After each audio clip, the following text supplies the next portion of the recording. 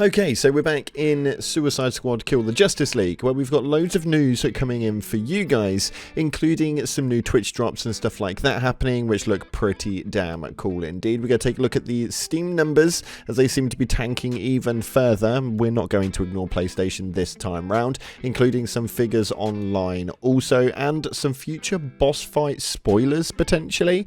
It's kind of intriguing to see what this one's going to do, and I want your guys' opinions on some things from the Reddit. So if you haven't already, smash that beautiful blue thumbs up and subscribe with post notifications turned on. It'd be greatly appreciated. Also, if you haven't, check out our sponsor, Control Freak, the #1 in gaming aiming. That's right, we made it rhyme, but they look pretty damn cool. Now, I have got a bunch of Control Freaks coming very soon, so we're going to be giving away some of these on the channel, so make sure you stay tuned. But until then, if you want to buy your own, the link via the description and using code CloudPlays at checkout will get you a cheeky discount. So let's not waffle on any further. Let's see what it is that's happening inside of the world of Suicide Squad Kill the Justice League. So starting off, we have got the Twitch drops update, where you can be like Deadshot and don't miss out on his items, which watching the participating Twitch streams to add his drops to the inventories. As you can see right here, we've got the 17th of February through to the 26th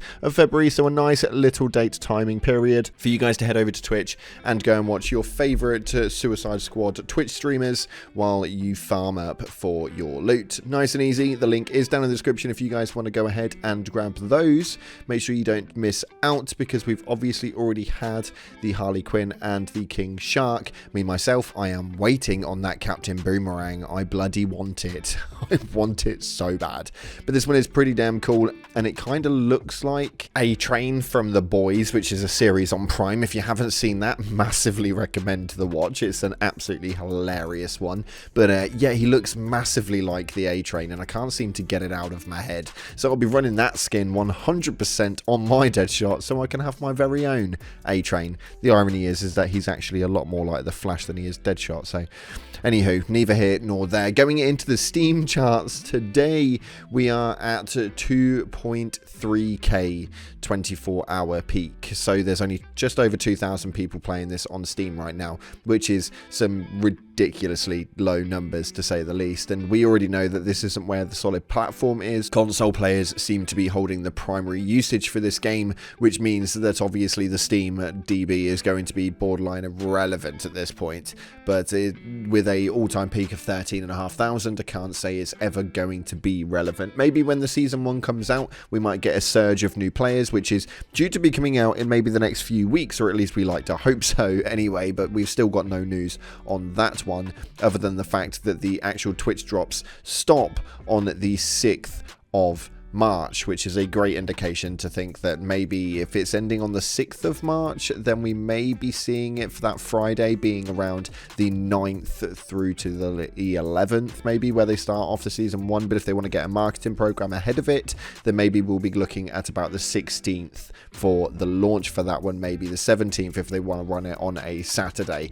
But we'll have to see exactly what happens, because as of right now, still no information on that crap. Anywho, but it does seem that it's a little bit of a weird one, because we have more people watching as viewers on the Suicide Squad via Twitch than actually playing it on Steam. So if that one doesn't corroborate the numbers as far as what's actually being played on the PlayStation and or Xbox, it kind of speaks quite big volumes when there's more people watching than there is people playing on Steam. It's a really weird concept, but I want to know what you guys are thinking via the comment section below. And actually, stick a comment in the comment section below. Let me know what platform you're playing on, either with the controller emoji or the PC emoji. Just get them spammed in there, and we can just start getting a bit of a number differentiation on there. It'd be kind of cool to see what it is that the variations are looking like. But when we start looking at some things that could be quote-unquote spoilers, now these are obviously just, they look like concept concepts posted upon the Reddit, and I'm not 100% sure that I believe them,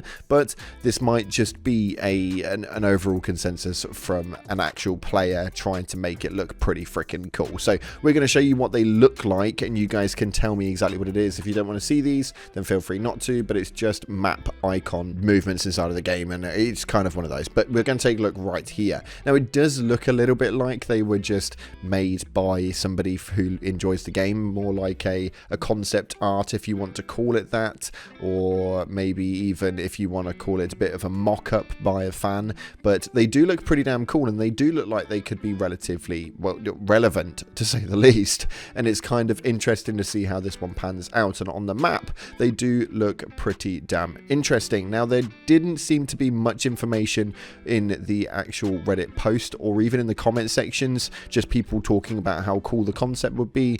And for me, the bit that I don't understand, which is actually something that they do talk about inside of the Reddit comment sections for this, is that we have already 4 boss fights. Now, this is a looter shooter. Now, for those of you guys who have played looter shooters in the past, you will know the rinse and repeat mentality in looter shooters is absolutely unreal.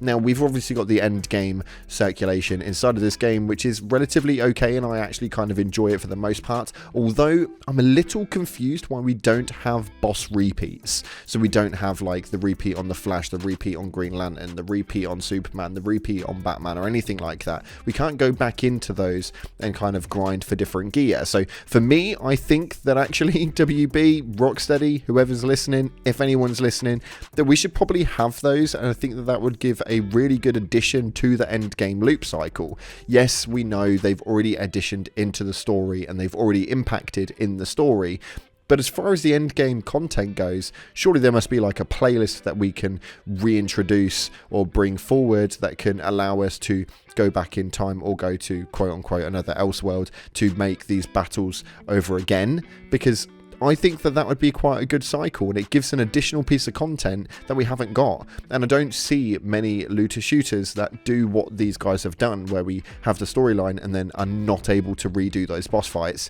It's not a normal factor. Even if we look at Destiny and all that sort of stuff, we know full well that we have the Crota fight way before we were able to actually go into the Crota raid, and then we can just rinse and repeat that Crota raid for no ends of loot. I feel like that should be something we have in here. No? Let me know in the comment section if you agree, because I would be more than happy to rinse and repeat those boss fights with friends for higher tiered loot. It seems to make sense, and you know it does. But anyway, something that I want to debunk on this, because I feel like we need to have this conversation with regards to snipers. I've seen about 5 or 6 Reddit posts in just the 5 minutes that I've scrolled through it, and I just don't agree with it, and I think that actually we're just complaining now for the sake of complaining. So obviously we know that the Boom mutation and the Affliction mutation were an absolute nightmare. They were causing problems for the end game activities. Now we've got F those snipers. Having 4 snipers, a brute spawn as a hit squad is annoying AF when you have a low range build, and even in general they're annoying. You don't need to teleport as soon as you look at them. Remove your movements. Even if you counter them, they will teleport by the time you reach them and hit from further away than you can. Hit scans 5+ or more snipers at once, and then you can pick some of them, but realistically you need all of them, and it's really unnecessary. And don't get me started on the choppers that fly 3 kilometers above you but hit and stun like they are 3 centimeters away from your face. Now I think that we're starting to get to a point where we're just nitpicking certain stages. Now, do I agree that certain affliction points and certain sort of like modifiers shouldn't apply? Yeah, 100%. Being able to hit some of those like crit shots or afflictions only on a helicopter is just ridiculous. 9 times out of 10 you're not getting that affliction off on that helicopter before you can actually take it out, so it's a little bit dumb. But these snipers are there for a reason. They're annoying, they're irritating, yes, correct, but if they weren't there it'd be bloody easy, and that's just a full-blown fact. We can't start moaning about specific enemies. We can complain about the modifiers and the mutations around them, so Boom, afflictions and all that sort of stuff. That makes sense. Complaining about a sniper, you just need to get better at the game, if I'm being completely honest. And if you want to run a close range build, And that's your decision, my dude. You want to run a low range build, you run a low range build, but understand that you're going to struggle against something that has a long range build. I feel like that's how that works. Your ads that are in a close range build themselves and dealing close range damage don't complain when you shoot them with a sniper from across the buildings, because they can't. That's all I'm saying about that one, but that's all we've got time for today. If you haven't already, smash the beautiful blue thumbs up, subscribe, post notifications turned on. Thanks again for watching, guys. Appreciate your faces, and as always, I'll see you in the clouds.